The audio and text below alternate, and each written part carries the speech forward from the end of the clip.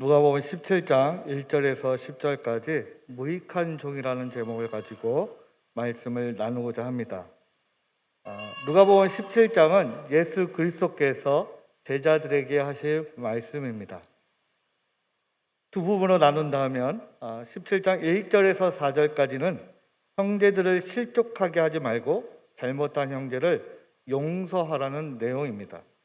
그리고 5절에서 10절까지는 믿음이 부족해서 믿음을 더 달라는 그런 사도들, 제자들의 그 기도에 믿음이 부족한 것이 아니라는 것으로 예수 그리스도께서 말씀하고 있습니다. 다시 1절에서 4절 말씀을 조금 더 세밀하게 이야기한다면 여기는 형제라고 되어 있는데 우리가 나중에 살펴보겠지만 그 형제를 조금 더 구체적으로 표현하면 보잘것없는 자 또는 작은 자 또는 보잘것없는 종이라고 이야기할 수 있습니다. 그 종을, 그 형제를 실족하게 하면 안 된다라고 이야기하는 것이고 그와 더불어서 회개하면 용서해 주라는 말씀입니다. 그리고 5절에서 10절은 다시 예수 그리스도께서 제자들에게 조금 더 구체적으로 말씀드리면 사도들에게 하신 말씀입니다. 그리고 믿음과 관련돼서 그 믿음이 아니라 다른 것이 너희에게 부족하다라고 말씀하는 내용입니다. 우리 본문을 오늘 조금 더 세밀하게 보신 분이라면 아시겠지만 지금 17장 1절에서는 그 대상을 제자들이라고 말하고 있습니다. 그리고 17장 5절에서는 사도들이라고 이야기하고 있습니다. 제자들은 무엇고 사도들은 무엇인가?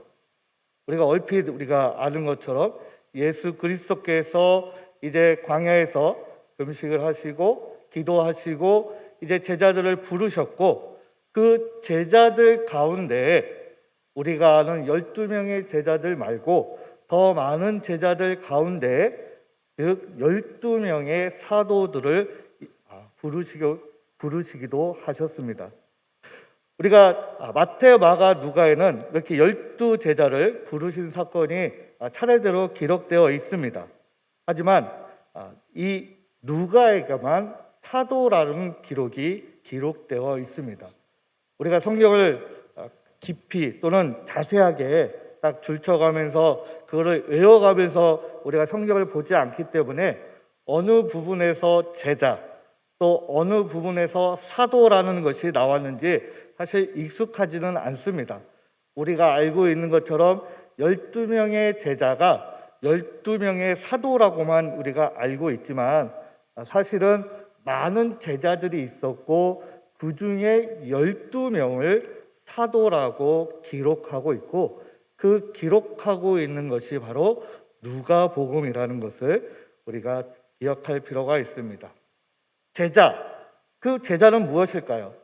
우리가 사전적 의미로는 다양하게 있지만 스스로부터 가르침을 받거나 받은 사람을 제자라고 합니다. 우리 기독교로 얘기하면 예수 그리스도의 가르침을 받아 그 뒤를 따르는 사람을 제자라고 우리는 명명하고 있습니다. 즉 부르심을 받은 사람이죠. 그래서 우리가 영어로는 콜링이라고 합니다. 그리고 사도, 거룩한 일을 위하여 헌신하는 사람을 사전적 의미로 기록하고 있습니다. 거룩한 일을 위하여 헌신하는 사람, 그것을 사도라고 하는데 그것을 성경에서는 보냄을 받은 사람이라고 기록하고 있습니다. 다시 말해서 제자는 부르심을 받은 사람이고 사도는 그리고 보냄을 받은 사람입니다. 부르심을 받은 사람은 바로 소명을 받은 사람입니다. 그리고 보냄을 받은 사람은 사명을 받은 사람입니다. 그래서 부르심을 받은 사람을 콜링이라고 할 때 보냄을 받은 사람은 미션이라고 기록하고 있습니다. 우리는 이 12제자는 예수님께서 부르신 사람들이며 또한 보냄을 받은 사람들입니다. 여기에 포인트가 있죠. 제자들이 선택하지 않았습니다. 그리고 제자들이 스승을 택하지도 않았습니다. 그리고 제가 일한다라고 예수님께 건의하지도 않았습니다. 예수님께서 부르시고 보내시고 그들에게 합당한 사명과 일을 맡기셨습니다. 우리는 여기서 조금 더 나아가 보자 합니다. 우리가 누가복음 17장 1절에서 4절에 앞에서 말씀드리다시피 형제를, 그 형제가 보잘것없는 형제 또는 나중에 나오겠지만 작은 자 또는 여기서는 형제라고 하는 그 형제를 실족하게 하면 안 된다라고 기록하고 있습니다. 그러면 실족하게 안 된다는 건 단순히 뭘까요? 믿음을 떨어뜨리게 하는 것일까요? 믿음을 믿지 못하게 하는 것일까요? 여기서 구체적으로 말씀드리면 실족하다의 헬라적 의미는 새나 짐승을 사냥하기 위해서 준비한 덫이나 함정을 이야기하고 있습니다. 다시 말해서 형제를 실족하게 하면 안 된다는 것은 누군가를 실족하게 하는 것을 의도적으로 걸려 넘어지게 하면, 즉 그 사람이 죄를 짓게 하면, 하나님을 믿지 않게 유도하면, 의도하면 참으로 불행하다라고 성경은 이야기하고 있습니다. 그래서 뭐라고 얘기하고 있냐면 여기에 2절 말씀에 연자맷돌을 달고 바다에 던져서 죽는 편이 낫다라고 지금 성경은 기록하고 있습니다. 저 젊은 세대들은 잘 모르겠지만 이 연자맷돌이라는 것이 무엇일까요? 단순히 우리가 손에 품을 수 있는 맷돌을 이야기할까요? 라고 한다면 여기서 말하는 연자맷돌은 지름이 15m가 넘는 큰 맷돌을 의미합니다.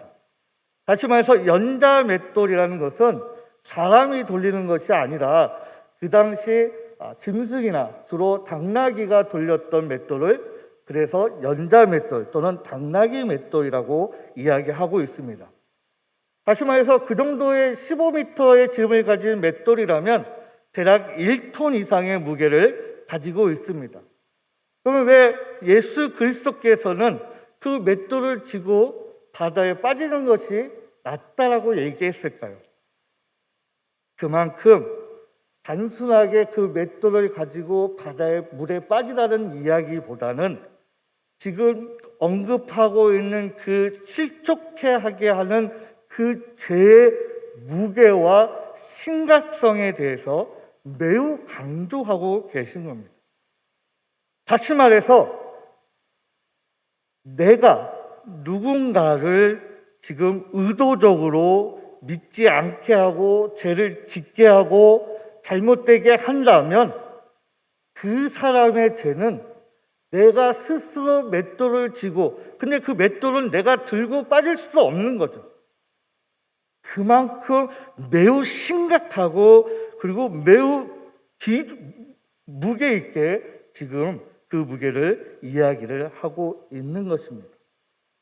다시 말해서 조금 더 이 내용을 축약한다면 내 잘못에 대해서 엄격하고 남의 잘못에 대해서 너그러워져야 된다는 것이 지금 1절, 2절 말씀을 우리에게 들려주고 있습니다. 오늘 여기에 나오는 작은 사람, 작은 자들 또는 공동번역과 새번역에서는 걸려 넘어지는 사람들 또는 실족하는 사람들 또는 실족하는 자들 이렇게 이야기하고 있습니다. 그러면 오늘 누가복음에서 기록하고 있는 작은 자들, 형제들 그리고 공동복음과 새복음에서는 기록하고 있는 보잘것없는 자들 그리고 실족해 하는 자들은 누가의 관점에서 그 대상자들이 누구일까요?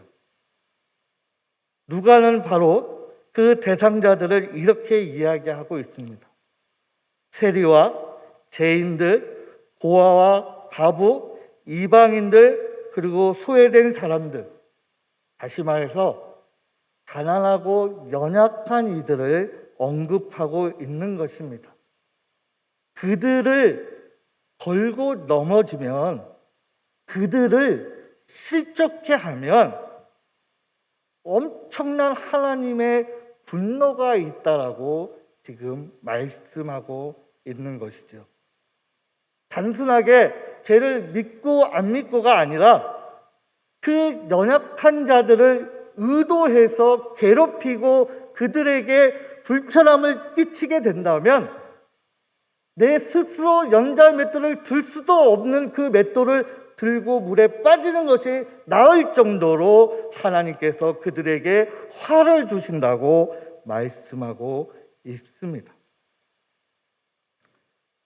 사실은 누가복음 17장 1절 2절 말씀은 마태복음 18장 말씀을 조금 축약한 내용입니다.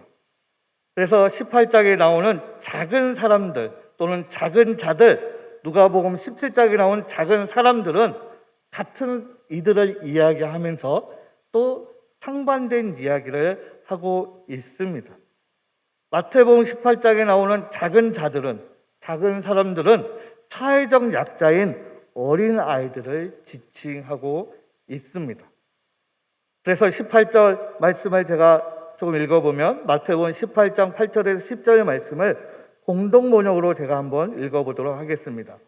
손이나 발이 죄를 짓게 하거든 그것을 찍어 던져 버려라. 또 9절 말씀에 또 눈이 죄를 짓게 하거든 그것을 빼어 던져 버려라. 10절 말씀에 너희는 이 보잘것없는 사람들, 어린 아이들이죠. 그 보잘것없는 사람들 가운데 누구 하나라도 업신여기는 일이 없도록 조심하여라. 왜 그렇습니까? 하늘에 있는 그들의 천사들이 하늘에 계신 내 아버지를 항상 모시고 있다는 것을 알아두어라고 말씀하고 있습니다. 공동번역이 조금 더 우리에게 직접적으로 지금 해석을 하면서 기록하고 있죠. 손이나 발을 죄를 짓게 하거든 찍어 던져 버려라. 또 눈이 죄를 짓게 하거든 빼어 던져 버려라. 우리가 많이 들어본 내용이기도 하죠. 그러면 하나님께서는 죄를 지었으니까 눈을 빼어버리고 팔다리를 자르고 입술을 쪼개고 지금 그것을 강조하기 위해서 하신 말씀이신가? 그거보다는 앞에서 제가 언급했던 것처럼 연자 맷돌이라는 이 이야기를 하시면서 오늘 마태복음 18장에서도 똑같이 죄의 심각성에 대해서, 근데 이 죄가 단순히 어떤 죄냐?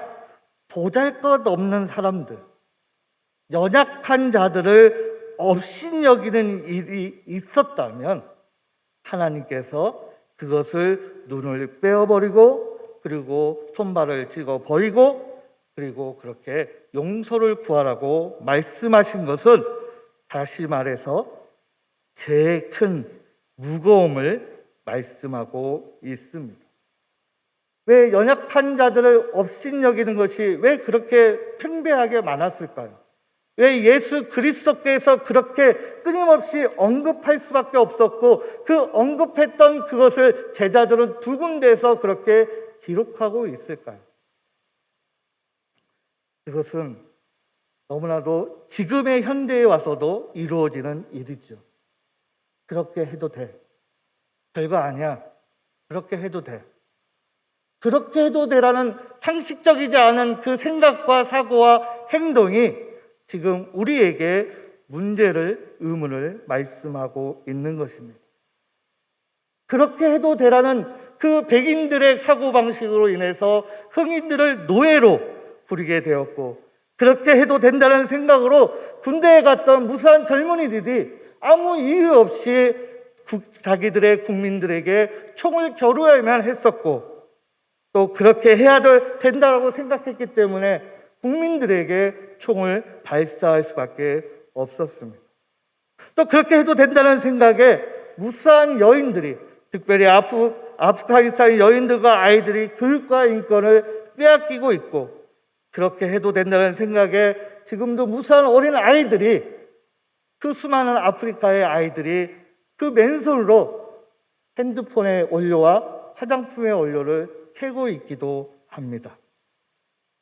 그렇게 해도 된다는 생각에 지금 현재도 러시아는 우크라이나를 침공하여서 연약한 사람들이, 수많은 남녀노소가 지금도 죽어가고 있으며 고통받고 있지 않습니까? 그렇게 해도 돼. 누가 그렇게 해도 된다고 우리에게 말하고 있습니까? 아무 보잘것없는 일이라고 할지라도 우리는 귀중하게 여겨야 되죠. 왜 그렇습니까? 왜 그렇습니까?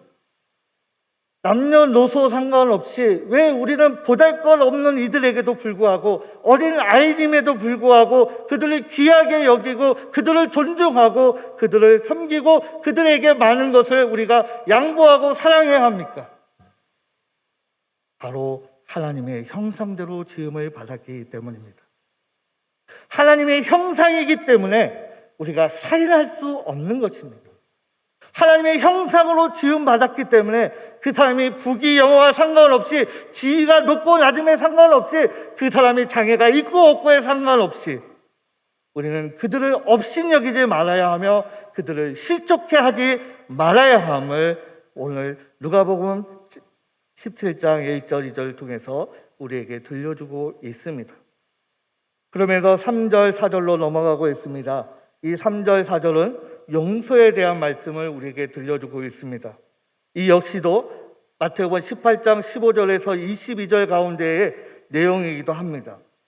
이 용서에 대해서는 이스라엘 사람들도 유대 사람들도 매우 민감했던 것 같습니다.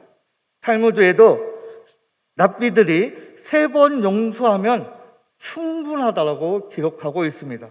그리고 매우 완벽한 사람이고 아주 성숙한 사람이라고 칭찬하고 있습니다. 저 역시도 굉장히 그분들을 칭찬할 수밖에 없습니다. 나한테 3번 잘못했는데 3번 다 용서해 준다는 것은 굉장히 저보다 마음이 넓고 굉장히 인격적이신 분인 것 같습니다. 저는 사실은 용서라는 것이 매우 부족한 사람이기도 합니다. 근데 베드로는 예수 그리스도의 질문에 이렇게 이야기하고 있습니다. 7번 용서하면 충분하지 않겠냐고 질문하고 있습니다. 근데 예수님께서는 그 7번을 용서하시는 것에 대해서 어떻게 말씀하고 있습니까? 7번씩 70번이라도 용서하라고 말씀하고 있습니다. 어떻게 그렇게 할 수 있을까요? 어떻게 그렇게 할 수 있는 분이 계십니까? 사실은 쉽지 않습니다. 우리 그리스도교에서 가장 많이 언급되는 단어가 사랑과 용서입니다. 하지만 가장 안 되는 단어가 바로 사랑과 용서이기도 하죠. 한 번도 용서하기 어려운데 어떻게 3번, 7번이 아니라 490번을 용서하라고 하실 수 있을까요? 그리고 왜 그 말씀을 듣고 있는 우리는 왜 490번을 용서할 수밖에 없을까요? 예수 그리스도가 우리를 협박하셨기 때문에 우리가 용서하지 않으면 지옥에 가기 때문에 그렇습니까? 그렇지 않습니다. 우리는 용서해야지만 우리에게 큰 하나님의 은혜가 있기 때문입니다. 왜 그렇습니까? 왜 용서해야지만 하나님의 은혜가 있습니까? 오늘 마태복음 18장 20절 말씀을 제가 공동번역으로 한번 읽어보도록 하겠습니다. 나는 분명히 말한다. 너희가 무엇이든지 땅에서 매면 하늘에서도 매어 있을 것이며 땅에서 풀면 하늘에서도 풀려 있을 것이다. 내가 다시 말한다. 너희 중에 2사람이 이 세상에서 마음을 모아 구하면 하늘에 계신 내 아버지께서는 무슨 일이든 다 들어주실 것이다. 단 2-3사람이라도 내 이름으로 모인 곳에는 나도 함께 있기 때문이다. 지금 18절에는 이렇게 말씀하고 있습니다. 땅에 매여 있으면 하늘도 매여 있고 땅에서 풀면 하늘도 풀려 있고 2-3사람이 마음이 모아서 구하면 하늘에 있는 아버지께서 여호와 하나님께서 무슨 일이든 다 들어주신다고 예수 그리스도께서 말씀하고 있습니다. 왜? 단 2-3사람이도 내 이름으로 모인 곳에는 나도 함께 있기 때문이기 때문에 이렇게 기록하고 있습니다. 2-3사람이 예수님의 이름으로 모인 곳은 어디일까요? 두세 사람이 예수님의 이름으로 모인 것은 교회뿐만 아니라 가정과 그리고 동행하는 우리 삶 모든 전체를 이야기하고 있습니다. 그리고 두세 사람이 내 이름으로 모인 곳, 결국 주님의 이름으로 우리가 모이는 곳은 예배하는 것이고 기도하는 것입니다. 두세 사람이 마음 모아 기도할 때 가장 중요한 것은 무엇입니까? 두세 사람이 마음을 모아 예수 그리스도께 구하는 것이 어떻게 중요합니까? 그건 18절 말씀에 이렇게 기록되어 있습니다. 마태복음 18장 18절 말씀에 땅에서 풀면 하늘에서도 풀려 있을 것이라고 말이지요. 땅에 매여 있으면 하늘도 매여 있고, 땅이 풀려 있으면 하늘도 풀려 있다라고 말씀하고 있습니다. 그러면서 두세 사람이 예수 그리스도의 이름으로 모여서 구하면 분명히 그 기도를 들어주신다고 말씀하셨기 때문에 우리는 490번이라도 용서할 수 있는 마음을 달라고 기도할 수밖에 없는 것이죠. 그리고 그 용서를 구해야지만 내가 하나님께 간절히 구하고 그 구하는 것을 예수 그리스도의 이름으로 구하게 될 때 하나님께서 그 모든 기도를 응답하신다고 마태복음 18장에서 20절 말씀을 통해서 우리에게 말씀하고 있습니다. 어려운 내용 아니지요? 땅에서 묶여 있으면 하늘에서도 묶여 있고, 땅에서도 풀려 있으면 하늘에서도 풀려 있습니다. 그게 풀려 있어야 하나님께서는 그 기도를 들어주시고 그 기도에 응답하시기 때문에 우리는 그 용서할 수 있는 마음과 너그러운 여유를 허락해 달라고 기도할 수 있기를 간절히 소망합니다. 그러면서 5절 10절 말씀에 이렇게 기록하고 있습니다. 보냄을 받았지만 사도들이 일하는 게 힘들었는지 모르겠습니다. 그래서 예수 그리스도께 믿음을 더 해달라고, 더 큰 믿음을 달라고 구하고 있습니다. 하지만 예수 그리스도께서는 더 큰 믿음을 주시는 것이 아니라 다르게 반응하고 계십니다. 누가복음 17장 5절 10절 말씀을 세 번역으로 다시 읽어드리도록 하겠습니다. 사도들이 주님께 말하였다. 우리에게 믿음을 더하여 주십시오. 주님께서 말씀하셨다. 너희에게 겨자씨 하나일 만한 믿음이라도 있으면 이 뽕나무더러 뽑혀서 바다에 심겨라 하면 그대로 될 것이다. 너희 가운데 누구에게 밭을 갈거나 양을 치는 종이 있다고 하자. 그 종이 들에서 돌아올 때 어서 와서 식탁에 앉아라 하고 그에게 말할 사람이 어디에 있겠느냐? 오히려 그에게 말하기를 너는 내가 먹을 것을 준비하여라. 내가 먹고 마시는 동안에 너는 허리를 동이고 시중을 들어라. 그런 다음에야 먹고 마셔야 하지 않겠느냐? 그 종이 명령한 대로 하였다고 해서 주인이 그에게 고마워하겠느냐? 이와 같이 너희도 명령을 받은 대로 다 하고 나서 우리는 쓸모없는 종입니다. 우리는 마땅히 해야 할 일을 하였을 뿐입니다. 하여라. 아멘. 지금 무슨 말입니까? 제자들이, 사도들이 지금 예수 그리스도께 사역을 하는 게 힘드니까 우리에게 더 큰 믿음을 달라고 예수 그리스도께 지금 강구하고 있습니다.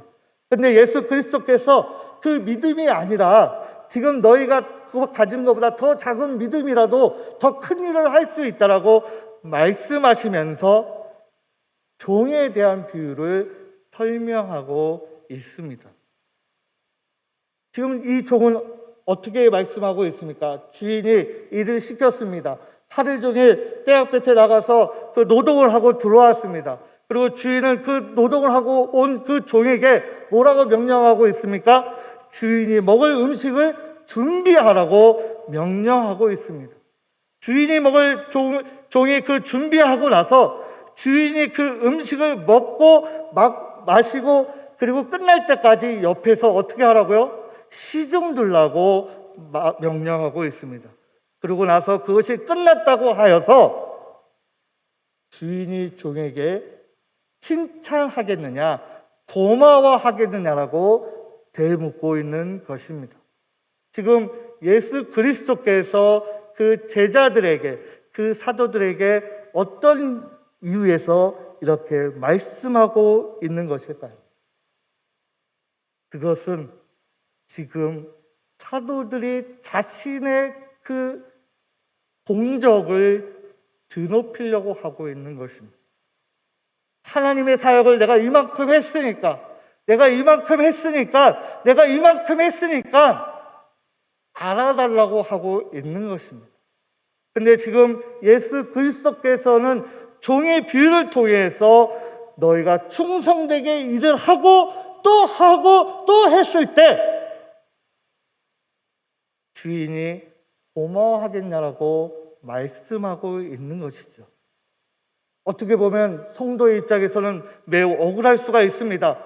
제가 이만큼 충성했는데, 이만큼 순종했는데, 이만큼 열심히 했는데 왜 알아주지 않으십니까? 라고 할 수 있겠죠.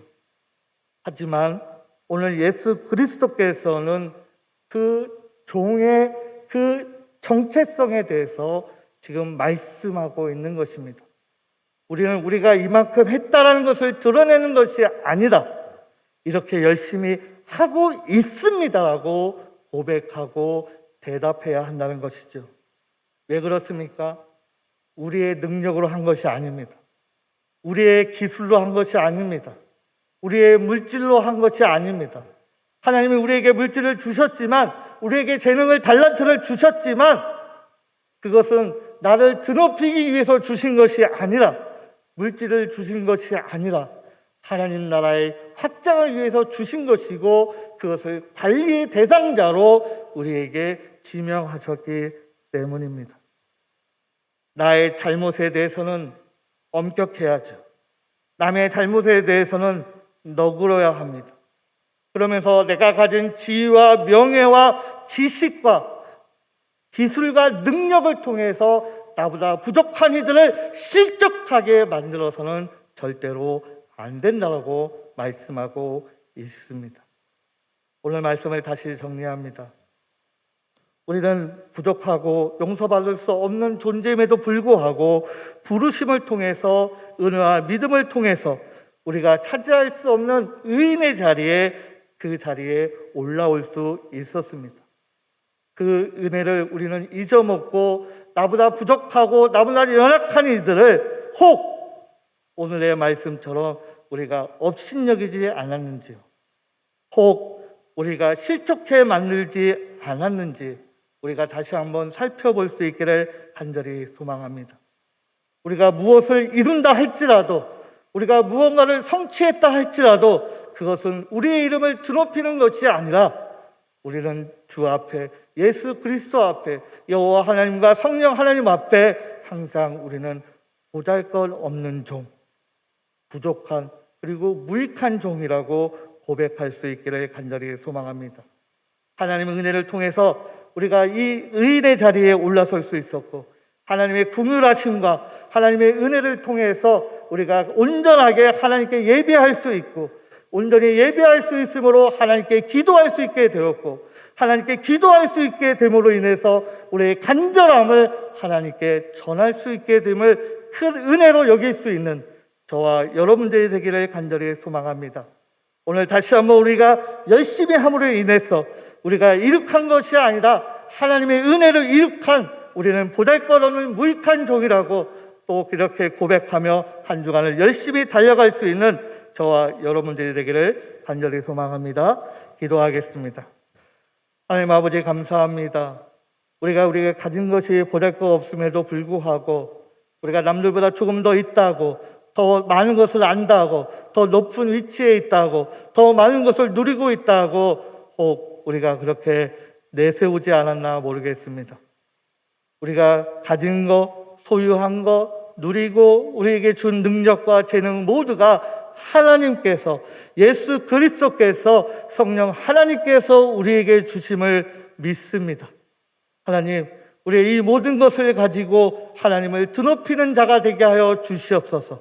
하나님의 영광을 돌릴 수 있는 한 주간이 되게 하여 주시기를 우리 주 예수 그리스도의 이름으로 기도드립니다. 아멘.